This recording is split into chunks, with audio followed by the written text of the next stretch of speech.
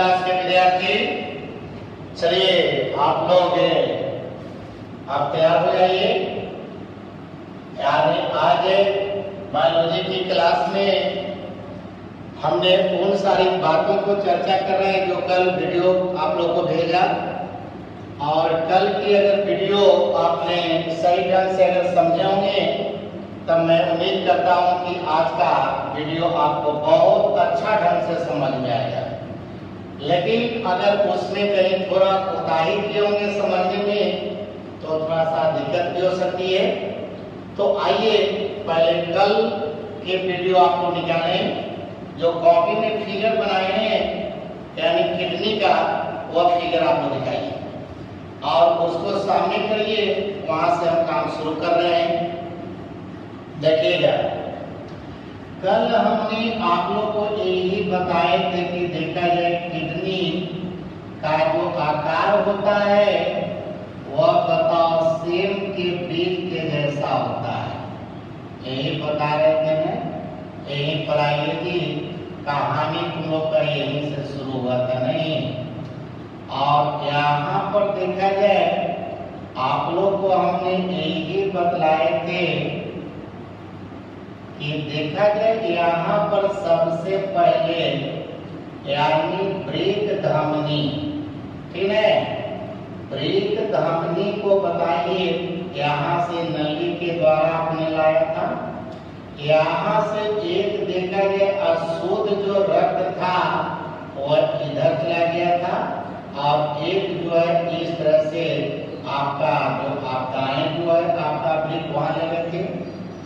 तो ये वृक्क धमनी जैसी बताओ किडनी में प्रवेश किया, यहाँ पर बताइए कि कहाँ पर प्रवेश किया, तब बताओ किडनी में यानी वृक्क में। तब किडनी में जैसी प्रवेश किया था, ये बताइए इसका जो मेडुला वाला भाग था, मेडुला वाला भाग था ना, तब जैसी बताए थे कि मेडुला वाला भाग में गया था, ये पतली पतली देखिए यानी नलियों में बदल गया था। ये बदल गया था ना, तो इसी को देखिए हम लोग धमनी काहे कहते हैं, या इसी को अभिवाही, समझिए अभिवाही देखिए धमनिका कहते हैं। क्या कहते हैं? अभिवाही धमनिका कहते हैं। और ये देखिए आकर के कहाँ पहुंच गया था, यहाँ पर आ गया था। बताए थे कि आपका किडनी का कार्टेक्स वाला भाग था, कहाँ पहुंच गया था, कार्टेक्स में पहुंच गया। अब देखिए सभी लड़के यानी कि किडनी का जो परिधीय भाग है जिसको हम लोग क्या कहते हैं, कार्टेक्स। अब कार्टेक्स में जाने के बाद देखिए वहीं पर एक अंग मिलता है जिसको हम लोग कहते हैं गोमेन संपुट। क्या कहते हैं? गोमेन संपुट कहते हैं, ठीक है ना। अब देखेंगे तब गोमेन संपुट में कहानी यहाँ पर चला है। अब यहीं पर तुम लोग का बतलाए थे कि प्याले नुमा एक आकृति होती है। तो देखिए यहाँ पर इस तरह से क्या होता है कि एक प्याला नुमा जो होता है यहाँ आकृति बदलता है। ये देखा जाए इस तरह से जो होते हैं, यहाँ पर अंदर में खाली जगह होता है जिसको गोमेन संपुट गुहा कहते हैं, ठीक है। और ये जो होता है जो दीवार दिख रहा है एकदम एक गहरी जो कटा है, जैसे सूती का कपड़ा होता है ना, उसी सूती के कपड़ा के जैसा ये दीवार होता है, समझिएगा। यहाँ पर देखिए आने के बाद जो है अभिवाही धमनिका, देखिए अभिवाही जो धमनिका है, इसी अभिवाही धमनिका में याद किया जाए आपका अशुद्ध रक्त जा रहा है। कौन चीज जा रहा है? अशुद्ध रक्त, मैंने समझा नहीं, यानी इसमें ब्लड यानी शुद्ध ब्लड के अलावा यानी जो मूत्र का जो अवयव होता है जिसको नाइट्रोजन के पदार्थ कहते रहते, तो इसमें हानिकारक पदार्थ भी जा रहा है। आप देखिए यही जो होता है इसको कहते हैं अभिवाही धमनिका बोलते हैं। अब अभी बाहरी जो धमनिका जो होता है, ये धमनिका जैसे देखिए अशुद्ध रक्त, भाषण में कौन रक्त था? अशुद्ध रक्त। कल समझाए देखे कि वृक्क धमनी से कौन सा आया था? अशुद्ध रक्त आया था। अब देखो आपकी बाह्य धमनिका जैसी जो ये आकृति देख रहे हो, इस आकृति का नाम है बोमेन संपुट कहते हैं। क्या कहते हैं? बोमेन संपुट कहते हैं, या इसी को बोमेन कैप्सूल कहा जाता है। क्या कहते हैं? कैप्सूल बोलते हैं। जब देखिए एक धमनिका बोमेन संपुट के अंदर में जाता है, जैसे यहाँ पर देखिए अंदर में चला गया, और अंदर में जाने के बाद ये देखिए पतली पतली नलियों में देखिए इस तरह से आपका एक छिद्राना शुरू हो जाता है। एकदम पतली पतली, जैसे आपका मकड़ी की जाल दिख रहे होंगे, जैसे केस जैसी नली, किसका पता है कि याद होगा? तो एकदम देखा जाए इसकी जो देख रहे हो, ये जो दीवार होती है, इस तरह से बताए कि पतली पतली देखिए, यानी जैसे धागा जैसा हो जाता है, यानी कि नली, यानी पतली पतली नलियों में बदल जाती है। अब ये पतली पतली देखिए, इसी को हम लोग कहते हैं रुधिर केशिका। क्या कहते हैं? केशिका बोलते हैं। अब ये देखो रुधिर केशिकाओं में आप लोग को इस तरह से लास्ट में सब बताओ मिल जाता है, ठीक है ना? इस तरह से हो जाते हैं, देखा जाए इस तरह से आपकी आकृति हो जाती है। तो इस तरह से देखिए पतली पतली जो ये जो केशिकाएं जो होती है, एक केशिकाएं देखा जाए इस तरह से ये मकड़ी की जाल जैसा बन जाता है। इसी को देखिए हम लोग ग्लामेर रूल्स कहते हैं। क्या कहते हैं? ग्लामेर रूल्स जो दिख रहा है, इस तरह से आपने जो तैयार किया है, तो ये हो जाता है तुम्हारा ग्लामेर रूल्स, ठीक है? ग्लामेर रूल्स कहते हैं। अब यहाँ पर समझिएगा, तो यहाँ पर देखिए इतना मोटा नली से आपका अशुद्ध रक्त गया, और यहाँ पर जाने के बाद बताओ पतली पतली पतली नली में जब बदलने लगा, तब बताओ ये जो आपका केशिका कहता है रुधिर केशिका, उस केशिका के दीवार पर जैसे कि बताओ कि अगर सूती कपड़ा रुमाल है और उसमें कोई चीज ले करके और रुमाल को ऐसे कस करके ऐंठिएगा, तो उसमें बहुत सारा पदार्थ जो है छिद्र से होकर के वो बताओ पार कर जाएगा कि नहीं कर जाएगा? कारण तो आप पर बहुत ज्यादा प्रेशर दे रहे हो। उसी तरह से इतना मोटा नली से देखिए ब्लड गया, और जाने के बाद पतली पतली नलियों में ये देखिए बदल गया, जिसको रुधिर केशिका करेगा, और रुधिर केशिकाओं का यहाँ पर जाल बन गया, जिसको हम लोग कहते हैं ग्लामेर रूल्स कहते हैं। अब ये जो देखिए ऊपर से जो नली निकल रहा है, देखा जाए इस तरह से, तो इसका जो व्यास होता है, ये देखिए आपका एक पतली नली, यहाँ से देखिए मोटा नली है, और यहाँ से निकलने वाला जो नली है, जिसको कहते हैं अपवाही बोलते हैं। तो अपवाही धमनिका इसको कहा जाता है। याद करेगा सब लड़के। अब यहाँ पर तुम लोग देख रहे हो कि अभी बाह्य धमनिका माने इस नली से ब्लड, इसका देख रहे हो व्यास ज्यादा है, देख रहे हो नहीं? इसका व्यास देख रहे हो इतना है, और इसका व्यास बताओ इतना है। तो आप लोग बताइए कि क्या दोनों की बताइए अंदर का जो जगह है, आयतन है, वो क्या सेम है? नहीं। एक यहाँ पर देखिए तुम लोग को मैथन बता रहे बेलन, तो बेलन का व्यास बताओ यही न है, तो इसका मतलब है कि बताओ अब बाह्य धमनिका की अपेक्षा अभी बाह्य जो धमनिका है, इसका व्यास बताओ ज्यादा है। इसका मतलब इससे ब्लड बताओ जितनी मात्रा में जा रही है, क्या उतनी मात्रा में ब्लड निकल रही है? नहीं। इसका मतलब है कि यहाँ पर ब्लड आकर के रुकेगा नहीं, जितना यहाँ जा रहा उतना तो निकल नहीं रहा, तो यहाँ पर ब्लड बताओ रुकेगा, तो ये ब्लड जो है ये रुधिर केशिका की दीवार पर बताओ दाब डालेगा कि नहीं? तो जब दाब डालेगा तो यहाँ से बहुत सारी चीजें इस केशिका से देखिए छन करके और देखिए भूमिन संपुट में गिरने लगता है।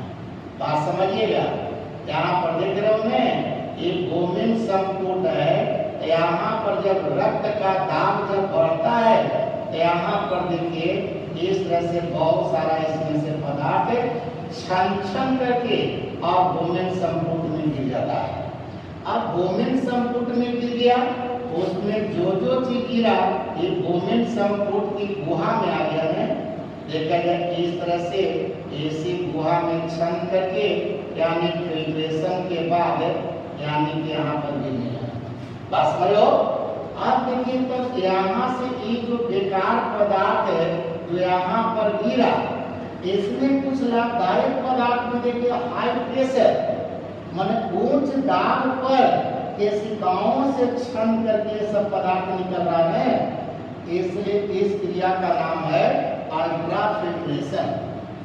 माने उच्च दाब पर रुधिर केशिकाओं के दीवार से पार करके और जो पदार्थ बाहर भूमिन संपुट में गिरने लगा, तो ऐसी क्रिया का नाम है अल्ट्राफिल्ट्रेशन। अब अल्ट्राफिल्ट्रेशन और ये जो देखिए आपका जो पदार्थ छन करके भूमिन संपुट के वहां में आ रहा है, तो यही इसका देखिए हो गया प्रारंभिक फिल्ट्रेट हो गया। अब प्रारंभिक फिल्ट्रेट देखिए आगे आने के बाद ये देखिए इस तरह से ये नली हो जाती है। आगे आने के बाद देखिए और थोड़ा सा चौड़ा हो जाता है और इस तरह से एक कुंडलित नलिका जैसा ये देखिए अब घूमने लगता है। ठीक है, अब इस तरह से देखा जाए ये जैसे कुंडलित नलिका होता है इस तरह से ये करने लगते हैं। अब यहाँ से देखिए जो भी पदार्थ ये मोटा नली थोड़ा सा रहते हैं, याद रखिएगा। तो इस तरह से देखा जाए ये नली मतलब इस तरह से आपका पार होते हुए इस तरह से चला जाता है।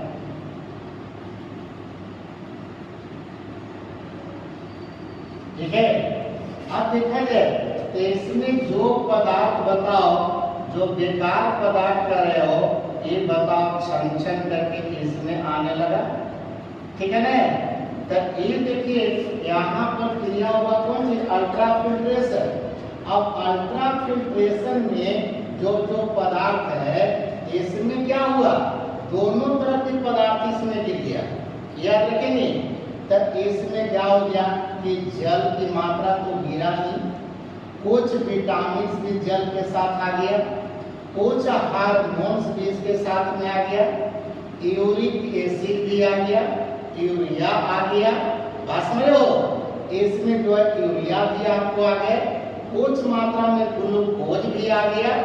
तो देखिए इसमें कुछ हानिकारक पदार्थ भी है और कुछ लाभदायक पदार्थ भी है।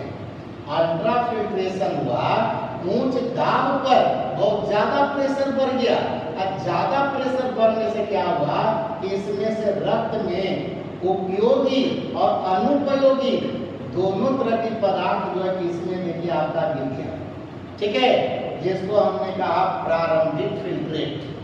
माने प्रारंभिक फिल्ट्रेट ये पदार्थ हो गया और इस क्रिया का नाम हो गया अल्ट्राफिल्ट्रेशन। माने उच्च दाब पर रक्त के छनने की क्रिया को हम लोग अल्ट्राफिल्ट्रेशन कहते हैं। तो बोलेंगे कि जब अपवाही अभिवाही धमनिका से जब रुधिर ग्लामेरुल्स में पहुंचता है तो ग्लामेरुल्स अर्थात केशिकाओं की दीवार पर जो रक्त का दाब काफी अधिक बढ़ जाता है, जिसकी वजह से रुधिर से बहुत सारा पदार्थ छन करके बाहर निकल जाती है। तो इस क्रिया का नाम होता है अल्ट्राफिल्ट्रेशन। ठीक है, और यहाँ जो पदार्थ गिना इसी को कहते हैं प्राथमिक फिल्ट्रेट। अब प्राथमिक जो फिल्ट्रेट हुआ इसमें दोनों तरह के पदार्थ आ रही है। तो एक जो हो गया तुम्हारा एक कहलाता है नलिका। क्या कहलाता है? नलिका। जिसमें देखिए दोनों तरह की पदार्थ जा रही है। अब यहाँ से देखिए आगे आने के बाद एक तो होते हैं नलियां, यानी जो होता है इसको अच्छी तरह से जो होता है वह जब कर लेता है, समझिए। मतलब ऊपर से लेकर के क्या होते हैं कि इस तरह से इसको चारों तरफ से, यानी इस तरह से, जैसे कभी कभी देखा है कि एक पेड़ में दूसरा पेड़ लटपटा जाता है, जैसे कि आप लोग सांप को देखा होगा। तो इस तरह से देखिए इसकी चारों तरफ जो होता है ये इस प्रकार से लिपट करके बाहर निकल जाता है, ठीक है। याद कीजिए यहाँ से बतलाए थे कि एक नली और आया था नहीं, जिसका नाम था ब्रिक्सीरा। तो कल बताया था पेल्विस की जो धंसा हुआ भाग, इसको क्या कहते हैं, पेल्विस कहते हैं। तो इसी पेल्विस से एक नली देखिए रक्त जब शुद्ध हुआ था तब देखिए यहाँ से बताए थे कि इस तरह से इसमें चला जाता है। तो अब देखा जाए क्या होते हैं, इसको पूरा फिगर को पहले कर दिया जाए। तो इस तरह से देखा जाए यहाँ पर जो करा है यही जो होता है आपका सिलिकाएं, यानी रक्त की जो केशिका है वह केशिका देखा जाए इस तरह से ये चारों तरफ से देखिए इसको लिपट गया। अब चारों तरफ से देखिए लिपटते जा रहा है।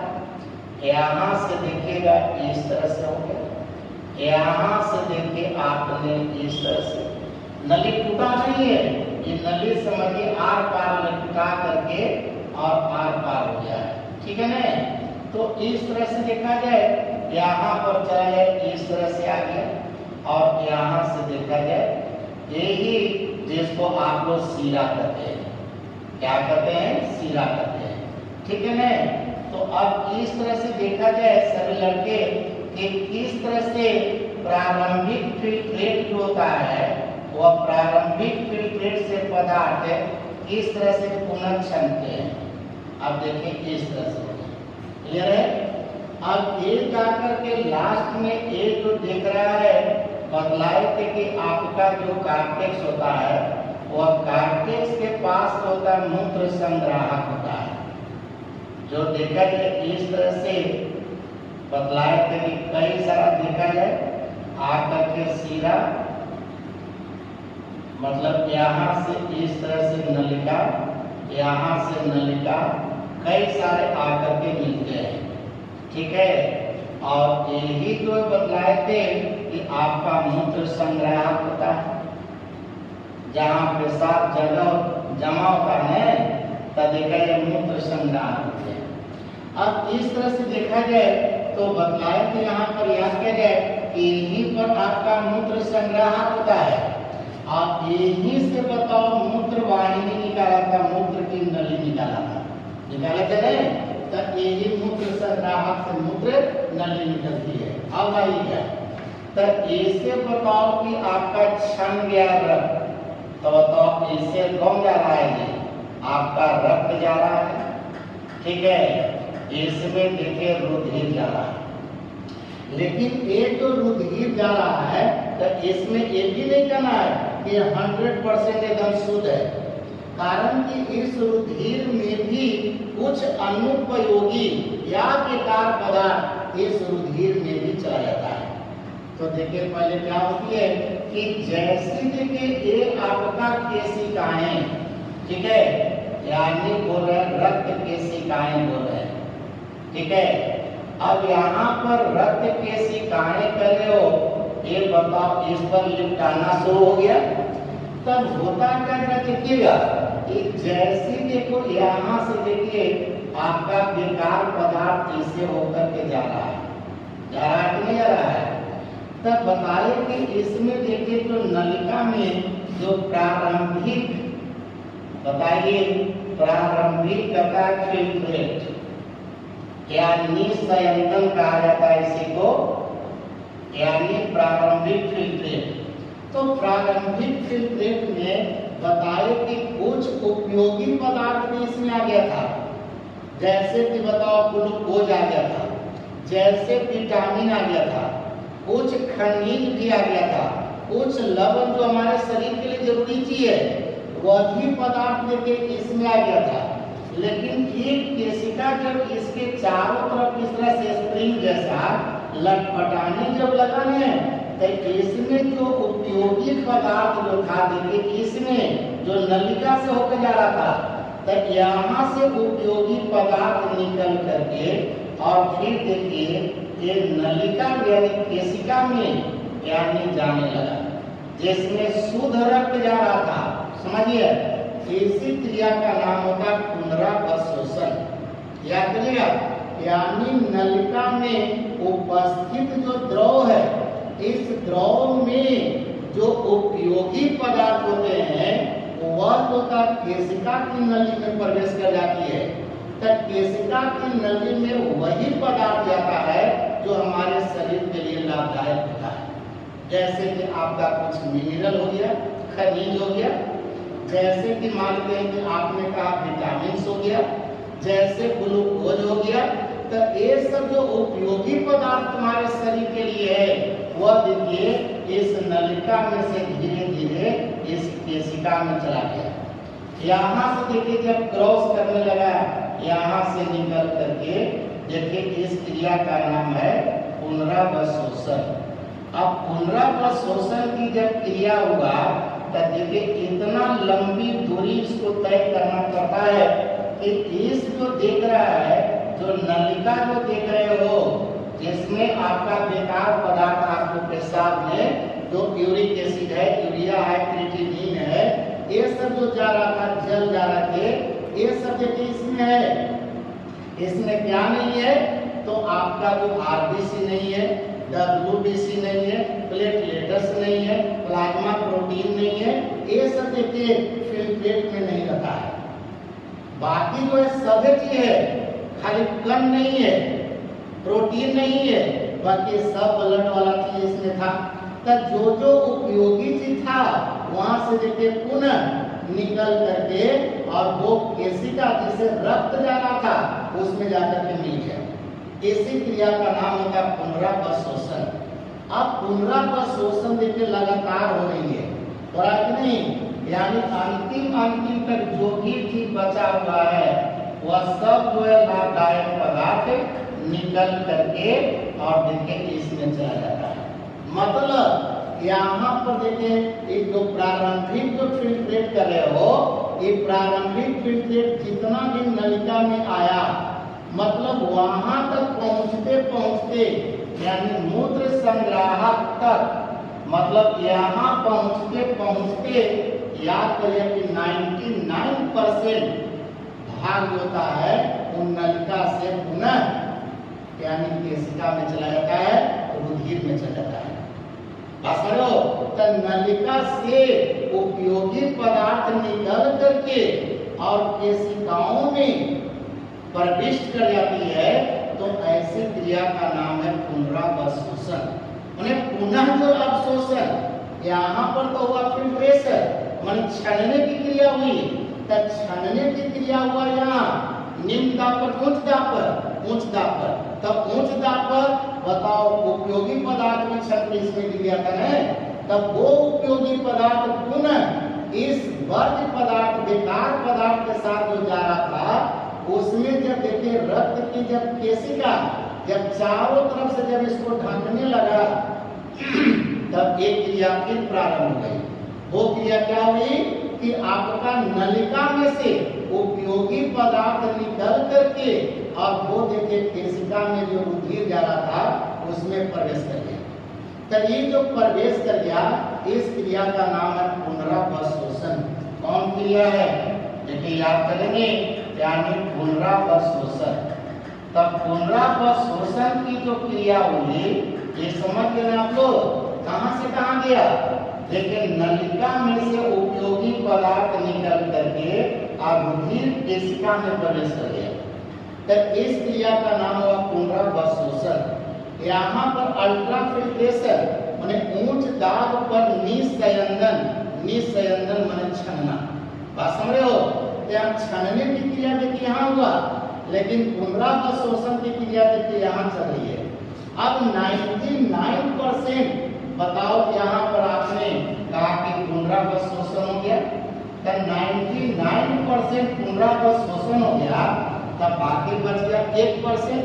तो 1% जो है यही आपका मूत्र के रूप में यहाँ पर आकर के जमा होने लगा। किस रूप में? मूत्र के रूप में। अब देखिए कोई आदमी कहता है कि मूत्र की कहानी बोलता है, कि बोलता है कि मूत्र, ठीक है, या कहता है यूरिन, भाषा में क्या बोलते हो? यूरिन कहते हो। अब कोई आदमी कहता है कि बताओ मूत्र क्या है, what is urine? What is मतलब कहता है कि यहाँ पर यूरिन है, पेशाब करते हो, मूत्र करते हो, इसमें तो यहाँ पर देखिए जो पदार्थ पहुंचा उसमें क्या क्या पदार्थ पहुंचा, इसमें याद करेंगे सभी लड़के कि इसमें करीब करीब जल आपका पहुंचा 96%। कौन पहुंचा? 96% पहुंचा। उसके बाद देखा जाए करीब करीब 2.5%, यानी कहते हैं कि कार्बनिक यौगिक होता है। अब कार्बनिक यौगिक जो कहते हो, तो इस कार्बनिक यौगिक में एक कहता है कि करीब करीब 2.5% रहता है। अब इसमें जैसे है आपका कह दिया कि जैसे यूरिया हो गया, ठीक है, जैसे बोल दिया कि यूरिक अम्ल हो गया, ठीक है। इसी तरह से देखिए हम लोग कहते हैं कि कभी कभी कुछ हार्मोन भी आ जाते हैं, ठीक है। इसी प्रकार से देखिए कहता है क्रिएटिनिन है, ठीक है, कौन सी है? क्रिएटिनिन है। इसी तरह से और बहुत सारी इसमें सब हानिकारक चीज हमारे सेहत के लिए, इसकी कोई जरूरत नहीं है। तो ये सब जो पदार्थ कहता है यूरिया है, यूरिक अम्ल है, क्रिएटिनिन है, या कुछ मात्रा में कहता है किलो, कि आपका कभी कभी दिखता है खनिज की मात्रा भी हल्का फुल्का रह जाता है, लवण की हल्का फुल्का मात्रा रह जाती है, और इसके अलावा जो कहता है कि 1.5% होता है वह अकार्बनिक यौगिक रहता है। तो अकार्बनिक यौगिक में आ जाइए, तो ये जो अकार्बनिक यौगिक बोलता है इसमें जैसे 1 करीब करीब यानी 5%, जिसमें देखा है कैल्शियम है, आपका पोटासियम है, या कहता सोडियम है, इसका कहता कि सल्फेट और लवण यानी क्लोराइड। कारण कि अधिकांशतः जो तत्व था वो चल गया ब्लड में, जो तुम्हारे लिए जरूरी था, लेकिन जरूरत से ज्यादा मात्रा में अगर था तो अकार्बनिक यौगिक के रूप में वो अभी पेशाब के साथ बाहर निकल जाता है। तो ये समझिए कि आपका पुनरावृत्त शोषण हुआ। एक क्रिया और यहाँ पर समझ लिया सर, जैसे होता क्या है कि अभी हम बता रहे थे कि केशिका में तो होता रुधिर आ रहा था, आ रहा था नहीं, लेकिन हमने बोला था कि ये भी 100% शुद्ध नहीं है, कारण इसमें भी कुछ अनुपयोगी पदार्थ आता है। तब केशिकाओं में बताओ इसमें रक्त जा रहा नहीं। अब यहाँ पर देखिए तो इस रक्त में कुछ अशुद्धि भी है, बेकार भी है।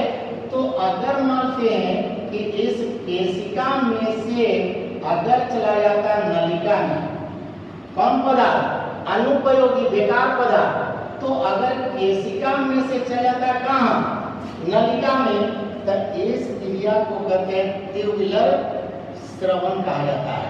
ट्यूबुलर कहाँ से कहाँ जा रहा है, यानी केशिका में से जा रहा है नलिका में, क्या जा रहा है, अनावश्यक बेकार। तो रुधिर में यानी ब्लड में जो बेकार पदार्थ था वो केशिका से निकल के कहाँ जा रहा है, नलिका में। तो ऐसी क्रिया का नाम हमने बताया यानी ट्यूबुलर, समझिए, यानी ट्यूबुलर यानी श्रवण कहते हैं। तो ये जो श्रवण हो गया ये कहाँ से कहाँ गया, तो यहाँ पर याद रखेंगे सब लड़के, यानी केशिका। तो केशिका से देखिए ये जा गया नलिका में, ठीक है। तो इसको ट्यूबुलर श्रवण कहते हैं। लेकिन अगर वही बताए कि नलिका से कहाँ गया, केशिका में, तो इसको पुनरावृत्त शोषण का, तो यहाँ किया हुआ अल्ट्रा फिल्ट्रेशन, यहाँ हुआ पुनरावशोषण और ट्यूबुलर स्रवन। तो इस तरह से होते होते आपका यही जो आपका रहा कौन सी शिरा ऐसे निकल गया। देखिए शुद्ध, कौन सी रक्त निकल गया? शुद्ध रुधिर या शुद्ध रक्त। और यही तुम लोग का यहाँ पर कल बताए थे कि जो वृक्क शिरा होता है फिर आगे बढ़ करके आके हृदय में पहुंचता है। कहाँ? मैंने दाया अलिंद में। कौन अलिंद में? दाया अलिंद में। तो बताओ कि अब तुम लोग के सभी लड़के लड़कियां समझ गए होंगे कि हमारा पेशाब और हमारा ब्लड ये दोनों कैसे नेफ्रॉन के होमिन संपुट में देखिए आपका ग्लामिर रूल्स में उच्च दाब पर छोड़ने की क्रिया हुई, हुआ कि नहीं हुआ? तो इस तरह से सोचिए कि आप अपने शरीर पर अगर सोचते हो तो बहुत सारी चीज जानकारी हो रही कि नहीं। अब यही चीज थोड़ा सा पढ़ना है, समझना क्लियर में। अगर ये सारे समझ आते हैं तो एक्सप्लेन करने की बात नहीं तो अपने से भी एक्सप्लेन कर दे सकते हो, नहीं कर दोगे? तो चलिए इस फिगर को आज अच्छी तरह से आप लोग बना लीजिए, समझ लीजिए। 9 बार का कुछ क्वेश्चन आंसर इनके होंगे जो अगले क्लास में हम देंगे। आज यही पर क्लास को स्टॉप करते हैं। धन्यवाद, गुड नाइट।